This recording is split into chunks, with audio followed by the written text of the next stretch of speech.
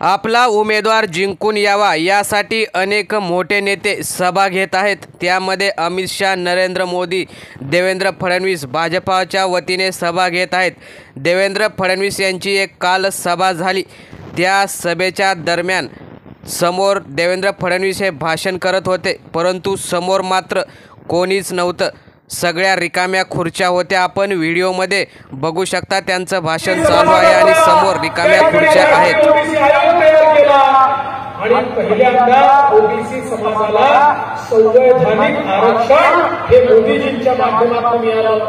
आज आमच्या ओबीसी समाजाला मेडिकल मध्ये आरक्षण नव्हतं, 27% आरक्षण मेडिकल मधलं हे गेले 50 वर्ष ओबीसी समाज मागत होता, पण ओबीसी समाज संवैधानिक आरक्षण हे मोदीजींच्या माध्यमातून मिळालं।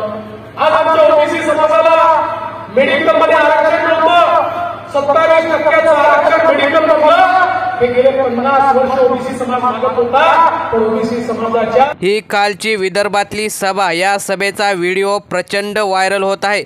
फडणवीसांकडे सत्ता, केंद्र सत्ता, राज्य सत्ता असूनही समोर जनता येत नाही। त्यामुळे भाजपाच्या विरोधात वातावरण तयार झालेलं असून महाराष्ट्रात सुद्धा 48 जागांपैकी 40च्या जागेवर महाविकास आघाडी जिंकेल व उरलेल्या 8 जागेवर हे 3 ते 4 पक्ष जिंकतील असा अंदाज आहे।